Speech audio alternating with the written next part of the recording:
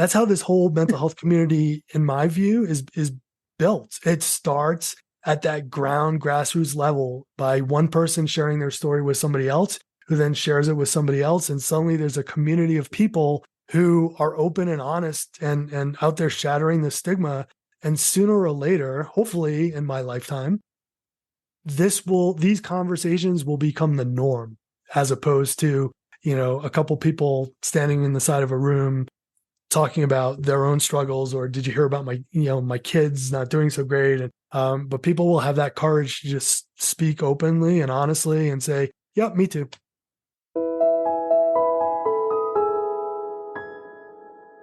Welcome to Linda's Corner, where we bring more hope, healing, and happiness to the world. My name is Linda Bjork, and today we're going to be talking about mental health. I'm delighted to welcome Erik DaRosa.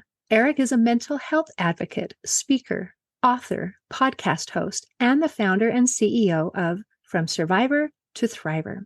You can reach Erik at his website, and I'll include that link in the show notes. Welcome, Erik. I'm so glad that you could join with me today. Hi, Linda. Thank you so much for having me on. I'm really excited. When I checked out your website, it says, we are changing the face of mental health, one conversation at a time. So why do you think it's so important that we have conversations about mental health?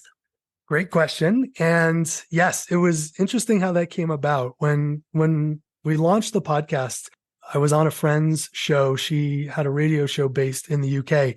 And at the same time, she had a blog where people could anonymously go on and post their stories in a way that allowed them to talk about whatever their lived experience was without having to divulge their name. And she said it was all about, sharing, one story at a time. And she and I got around to talking, and she said, you know what, for you, it's very similar. It's changing the face of mental health, one conversation at a time. And it's the reason I started the podcast. It's the reason I do my advocacy work. It's the reason I love coming on other shows. It's to help people. And it's so very important that we have these conversations around mental health, around our struggles, but not only around our struggles, but around things that we've been able to overcome and move through so that other people can feel more comfortable. One, being able to share their story with someone. B, recognizing that they're part of a community, that they're not alone on an island. And that's one of my really big things is, you're not alone. And so when people start to hear these important conversations, it makes it easier for them to feel like they actually have a place in this world and in this community. And whatever they're experiencing, they're not the only ones. I agree completely. We are not alone. And that is the reason why I do what I do. It's the reason why you do what you do, is to help lift people. We're not just telling sad stories that life stinks, because that's not what I'm about. It is about, you know what? We go through hard things in life. We experience hard things, and we can get through it. And as you listen to other people who have gone through it and have come out, it gives that hope that says, hey, Erik did this. My story feels and resonates with what he experienced. Does that mean that I can do it too? Does that mean that there's happiness out there for me? Does that mean that I don't have to stay stuck in this dark, nasty place forever? And I think just as the more we talk about it, the more we become awake and aware and realize I'm not alone. I can do this. So I think we're on the same page. So far, so good. We totally are. And I love how you described it. In really what we're trying to do is empower people. Absolutely. Each individual person knows his or her story. And it's not about rehashing all of, those years of trauma or whatever else might have we've experienced in our lives, but it's about showing how we've moved through it and how we, by using our own lived experiences, can help empower others, help others find their voices to be strong enough to be able to share their stories so that they too, as you said, can find their own path to healing. Absolutely. And that's a very important thing, that we get our own power, because even though you have had your success, that doesn't magically lift someone else. but it can give that. It's like lighting a candle where the candle can light the next candle, but it's still, we got to do the work.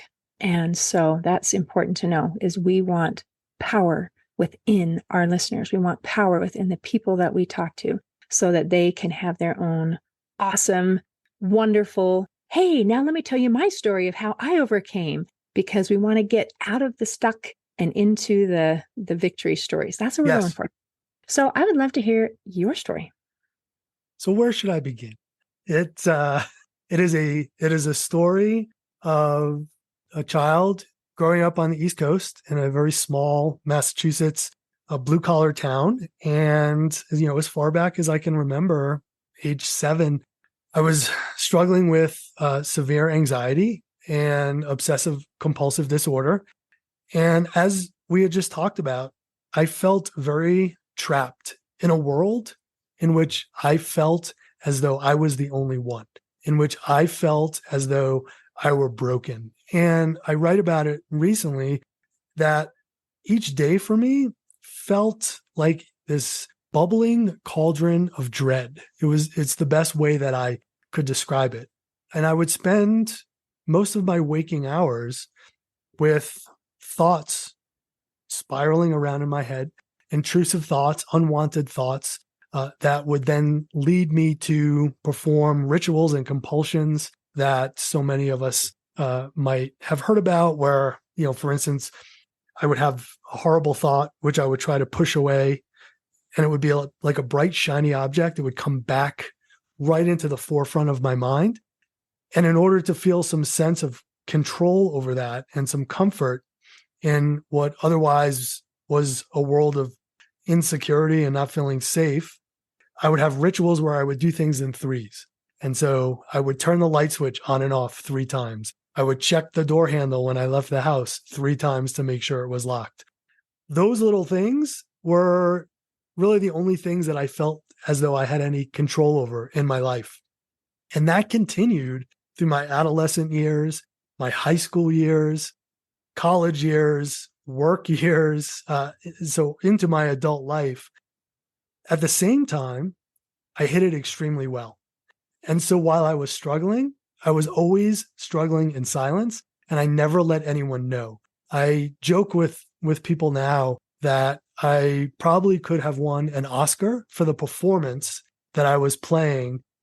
Nobody, and I've gone back and I've asked kids and from growing up, friends from growing up, I've asked people from my work life, even my wife, who I met in college at the time, didn't know what was going on with me. It was as though I had learned to play 2 very different characters. One was the character that I wanted to show to the outside world. I was always smiling. I was always joking. Now I know it was very much a defense mechanism. While on the inside, I was struggling. I would have periods of severe anxiety to the point where it was very difficult to not only leave the house, but sometimes to leave the confines of the couch or my bed, because that's where I felt most safe and most secure. And it took until I was 33 years old. It was 2000. It was the end of the summer in 2004. And I had my first of 2 dissociative episodes, which call them psychotic breaks, dissociative episode, nervous breakdown, all in that same umbrella, until I finally couldn't hide it anymore. And my wife could completely see what was happening with me. I had to be very, very honest. I knew I couldn't live that way anymore. I knew that I had found myself in a really deep and dark hole that I wasn't able to get out by myself. And so I really opened up and I shared with her what I was experiencing. And with her and through her strength, I was able to find a therapist in New York City. And I began to share with him my story. And from that day on, I'm 52 now. So it's been a 19-year journey that spanned living in Massachusetts, living in New York, and now living in Colorado, where I've gone on that healing journey. And it's had twists and it's had turns, and I've grown from it. I've become stronger from it. And I'm happy to be able to say that I'm here today as someone who has experienced some very high highs and some very, very low lows, but that I'm living proof that no matter how low those lows get, there is a way through. There's hope, there's help, and you too are not alone. Wow. Thank you for sharing. And as you share your story, and all of our stories are a little different, and they all have common threads. And some of the things that were common is that ability and desire to present to the world a face that I am okay. I'm fine. I'm doing great. That's the way that we want people to perceive us, even when, and maybe even especially when that's not what we feel on the inside. And I loved your description. You could win an Oscar award. And I've talked to other people where I did not know what was going on because the face that they presented was so good. And I've had people tell me, wow, I had no idea what you were going through because the face that you put on was so, pleasant. I'm great. I'm doing great when I was dying inside. So I understand that desire. I understand that facade, that creating that external, just that face that we want people to see. And it's interesting that we can be very, very good at it. And yet the healing does not come until we're able to peel off that mask, get rid of that facade, and allow ourselves and someone that we trust be able to see the real thing. And I think we hide it from ourselves as well as hiding it from others. We absolutely do. And I was just talking about this a couple of days ago, and it was a memory that came back just based on a conversation I was having. And I was even hiding it without knowing it in the first few months that I was seeing my therapist way back in 2004. And I remember I was in his office one morning. I would always meet him 7 a.m. in the morning before I had to be in my office. And I think I hinted Colin and I, a guest on your show, Colin Kingsmill, and a friend of mine, had very similar backgrounds. So I was an investment banker for 18 years. And I remember, sitting there dressed in my suit and my Wall Street costume, as I used to call it. And my therapist at one point looked at me, and he was this really sweet old man in his 80s. And I loved him dearly. And he said, Erik, I have a question for you. And I said, sure, Dr. K, what? And he goes, so you're coming in to see me, and you come in here. At this point, I was seeing him twice a week, down from 3. So that was a big success in my life. And he said, one of the things I notice is every time you come in here, you're smiling.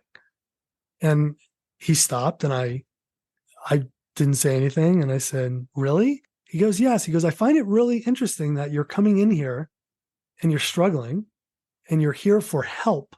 But every time we have a discussion, you're always smiling. What is that all about? And it caught me completely off guard. And I didn't really understand what the whole point was. It took me a little bit of time after I left that day to think about it. And then I realized, wait a second, like this smile, and we had a long discussion about it in a future session. This smile was what I had been hiding behind.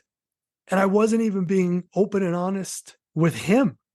And I started to think about some of the things that I was holding back and things that I really needed to say to him and get some clarity on that I was afraid to let come out of my mouth. And as you said, after I really uncovered that and we had that discussion and I started to think about how I was presenting myself to the world, then some real healing started for me because I started to really tell the deep, dark parts of my story that even I was afraid to let out into a public forum.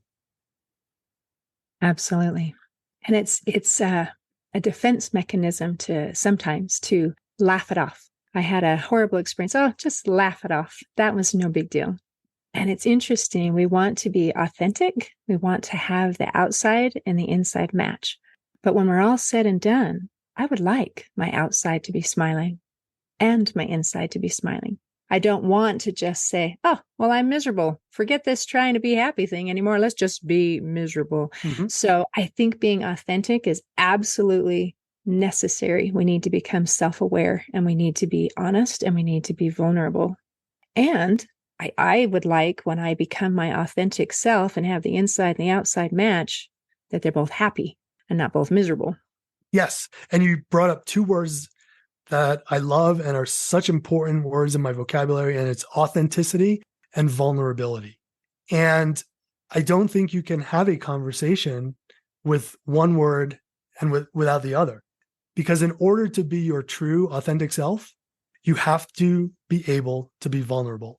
And I do some work here in our valley in Colorado, facilitating a men's group. And one of the amazing things that I've seen in this group of men that comes together once a month is how they're able to become vulnerable with each other and share things with each other, which are often thought as stigma and as taboo. Men don't share their feelings. Men don't cry. Men can't be vulnerable. And it's so amazing to me to sit with people and hear their vulnerable moments, because that's when I know they truly are being authentic and real.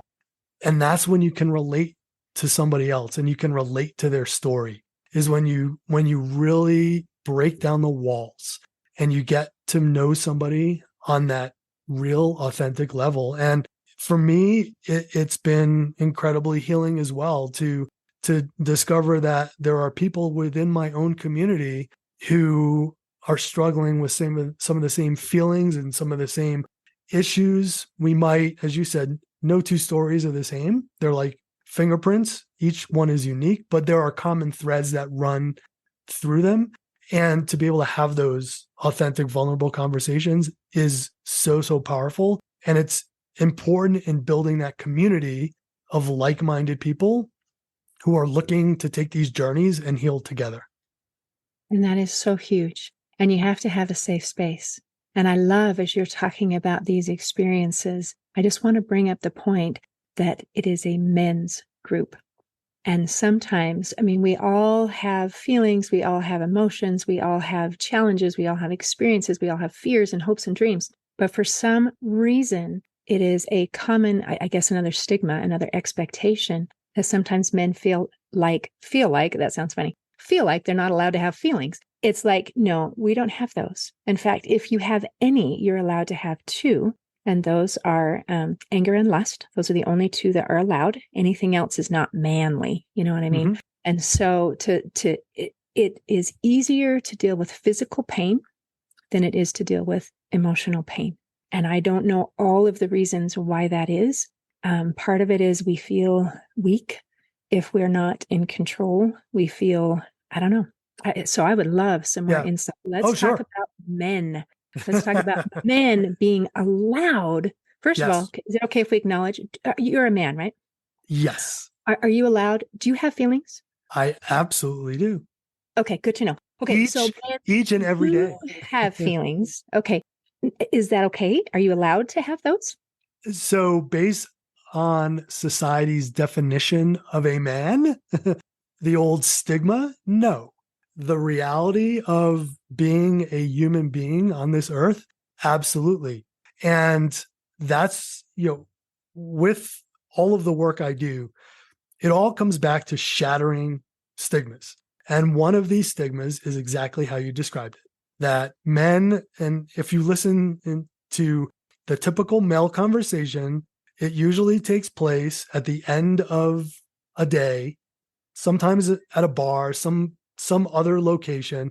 And the conversation usually centers around sports teams, something that happened during the day at work, as you said, that caused anger, right?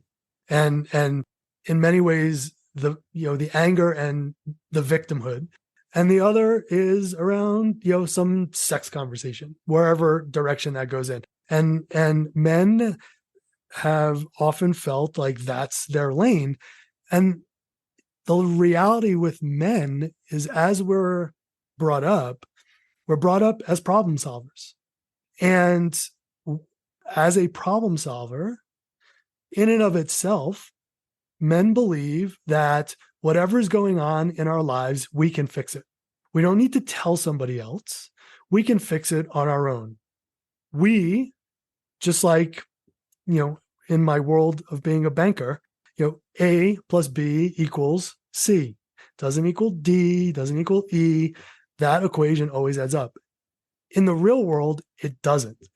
And that's where we get into trouble as men, is if we're trying to solve all of our problems on our own. And one of the unfortunate things is when you look at, especially some of these mountain towns, and I know you're in Utah and I'm here in Colorado, and the suicide belt that runs from New Mexico up to Canada, and the rate of suicide is much higher in this part of the country, and it's also much higher among men. And the reason is men often feel, as I said, they are problem solvers. And rather than open up and be vulnerable and talk to somebody else, and it's very important, I want to get this message out now, especially around the holidays, and as the weather changes and we can often feel a bit isolated, rather than finding somebody else to reach out to, somebody that we can talk to, somebody that we can be vulnerable with, men think, well, if I can't solve the problem, therefore I am a failure. And because I am a failure, I am going to take blank action, right? And unfortunately, that action will often be taking one's own life, feeling as though that is easier and will allow the pain to go away, and rather than be vulnerable. And I'm here to say that it may feel as though being vulnerable and opening up might be difficult the first time you do it. From that point on, it gets so much easier. The conversations get easier. The people you will find yourself surrounded with will often be people just like you, who have their own feelings and their own emotions. And that community grows, and that community of men will grow. And so if you're listening to this show today and you feel as though there is no hope, you don't have someone to talk to, and you're not comfortable being vulnerable, reach out to someone, to anyone. I promise you, it gets better from there. Wow. And that makes such a difference. So I would love to go through that steps just a little bit. Sure. We want to be seen as capable and competent. And for men, that often includes, I am a problem solver and I'm strong. And when we feel like I'm not as strong as I want to be, I haven't solved these problems, I wonder if we can kind of twist that thought around in our mind of saying, this is not weakness. This is a new problem that I can solve. And I can bring in people to help me solve it. And when I'm doing hard things, because we mentioned earlier that feeling hard emotions and dealing with painful emotions is harder than dealing with physical things. So that means if I am addressing and dealing with and admitting to these emotional problems, that means I'm strong. Not that I'm weak. It means I am strong.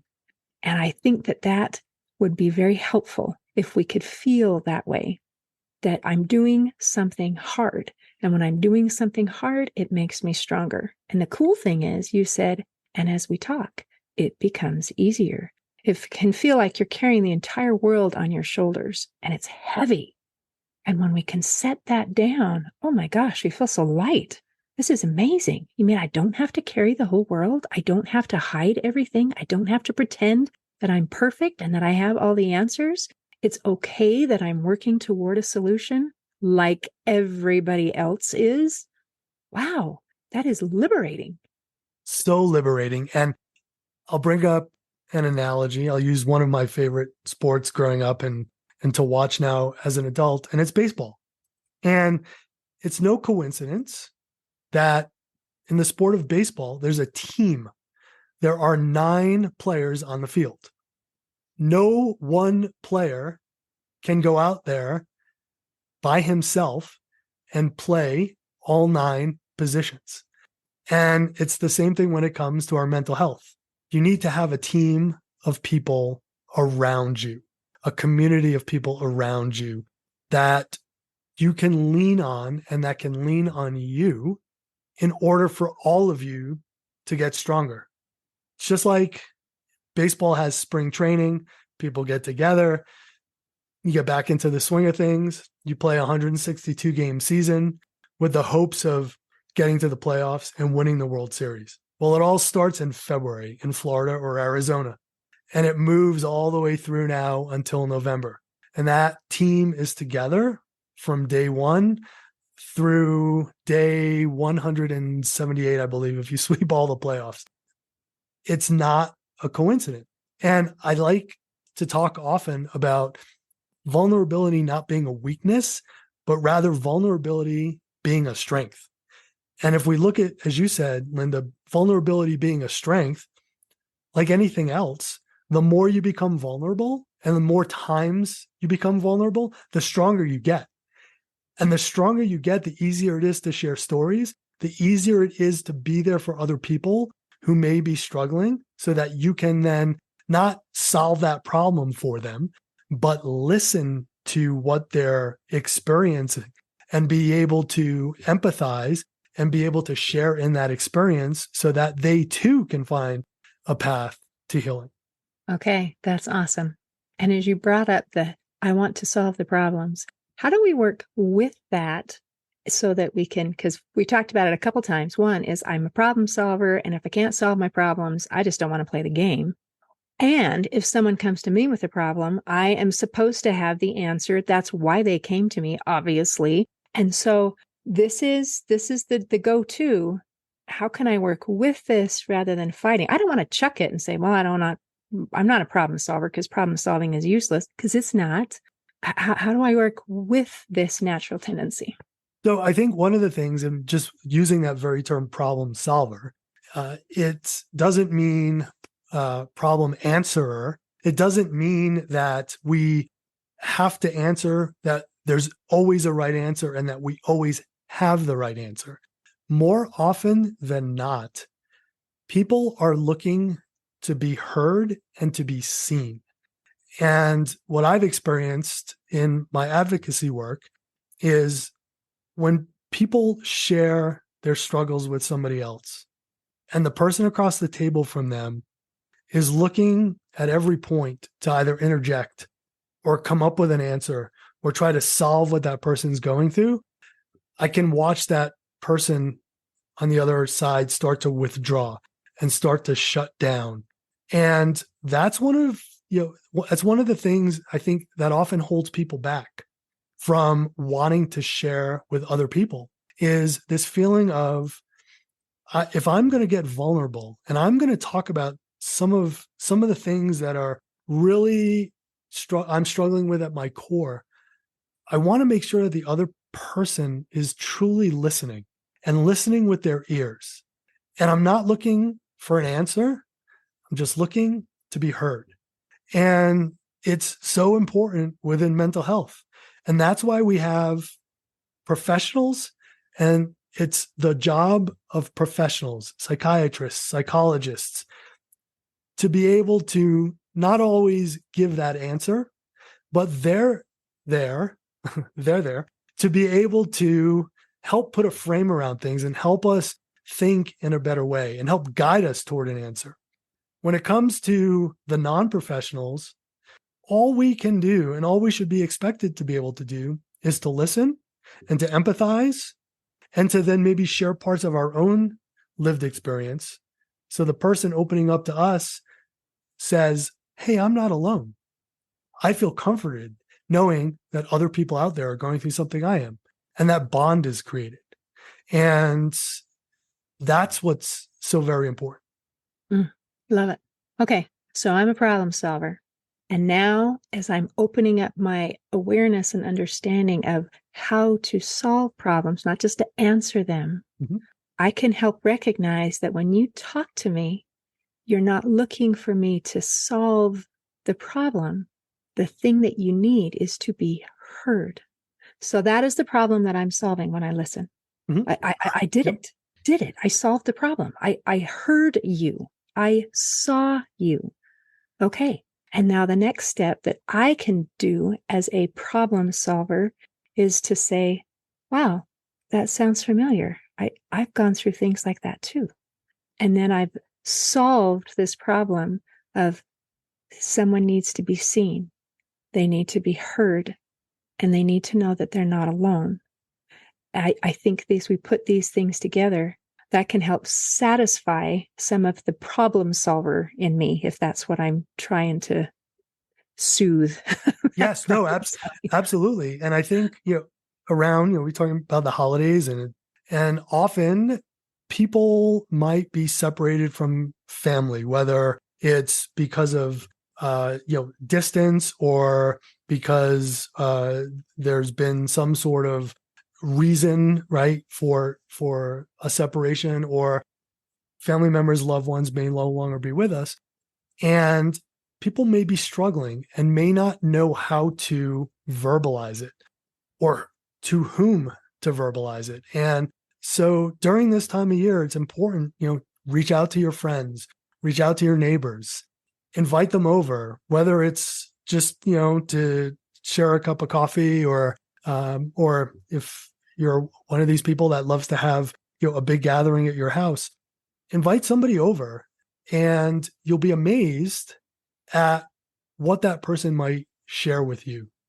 And rather than that person struggling in silence, or feeling like they're not part of a community, or, as we were talking about earlier, sitting at home and trying to solve the problem. Why am I feeling this way? If we give them some healthy outlets, and we give them a feeling of, you belong, you're one of us, you're just like us, it'll make that person feel so much better. And we can save lives in the process. And that's what it's all about. Wow. And as we're talking about problem solving, that's a big one.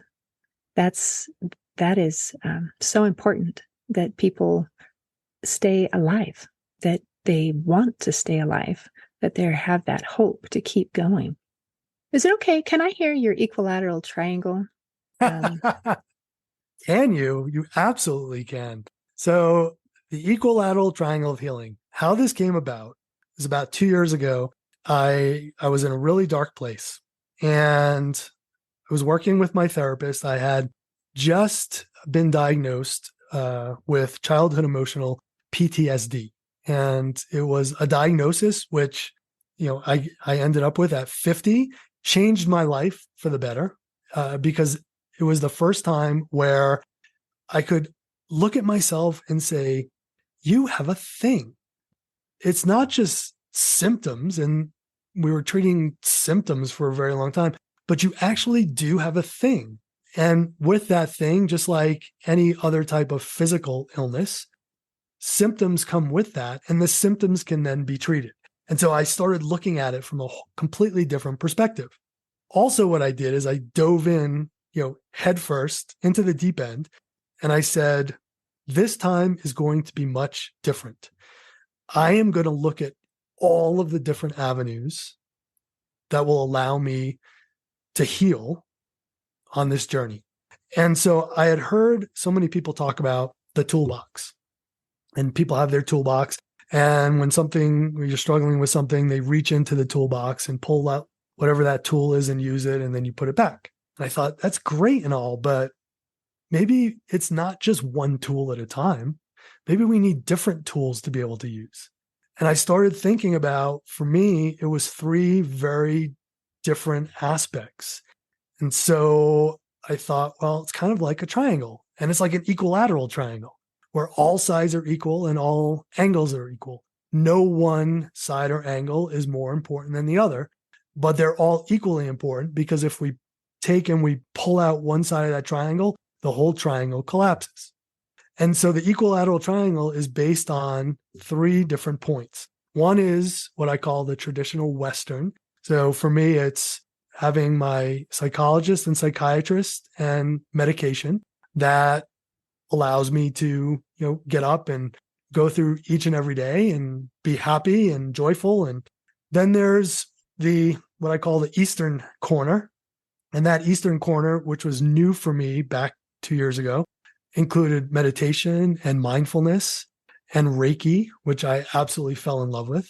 And I noticed that some of the things that I was experiencing during my Reiki sessions, I was then able to meet with my Western therapist and explain in a much different, clearer, and more concise way. And in fact, I actually was pretty unorthodox and put my therapist in touch with my energy healer and said, I grant both of you permission to speak with each other openly and kind of share what is going on. And that way, if you both have insights and you'll be able to share them with me in a different way, it was super helpful. And the third corner is nature.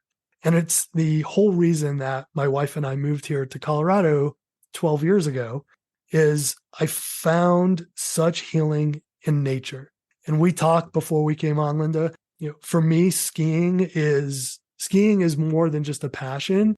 It's a real part of my life. And I was lucky enough and fortunate enough to teach skiing here in Snowmass for 12 seasons. And so I got to spend each and every day of the winter outside in this incredibly beautiful Rocky Mountain environment, in the fresh air, in the trees, where I really, for the first time in my life, had to be in the present. I couldn't be in the past where depression lives. I couldn't be in the future where anxiety lives. I had to be present on the snow, on my skis, each and every turn. And it allowed my mind to really start to quiet down and appreciate those moments that I was having.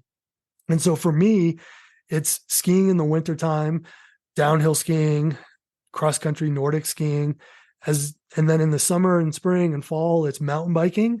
And it allows me for a couple of hours each day to be able to go out and be present with my surrounding and not worry about what's going to happen later that afternoon or what I might have said that may have possibly offended somebody 2 days ago and dwelling on that, but rather pedaling or skiing and just being there in the moment. And so that's where the equilateral triangle of healing came about. And I love how, for me, it feels like this 3-dimensional healing tool as opposed to just like a box where take out the hammer the nail, put the hammer back, use the screwdriver tomorrow. But it's this, I'm using different pieces and parts each and every day in different amounts for what I need at that particular time. I love that. What a fun way to think outside the box. You're thinking outside the triangle. Yes, completely outside the box, not even using the box. That is awesome. Erik, this has been delightful. Is there anything you want to make sure that we cover before we close today? So I just want to say to your audience, Linda, who's listening today, just remember you matter. You're important. There is hope. There's help, and there's a way through. And both Linda and I are here on this podcast today as living proof that each of us has within us the strength to be able to move through even our most difficult times. And just know there are people out there who are willing to sit and are willing to listen. So please find the strength to be able to share your story with someone. It will get better, I promise. It was beautiful. Thank you. Thank you. In closing, I'd like to share a quote by Sigmund Freud. He said, "Out of your vulnerabilities will come your strength." Today, I invite our listeners to allow their vulnerabilities to become strengths. See you next time on Linda's Corner. Thanks for listening. Please share and subscribe to help us reach new listeners. And if you'd like to heal your life from the inside out, there is a free video series at hopeforhealingfoundation.org. Just click on the Free Stuff tab. I also invite you to grab a copy of one of my books, like Crushed, A Journey Through Depression, and You Got This, an action plan to calm fear, anxiety, worry, and stress. See you next time on Linda's Corner.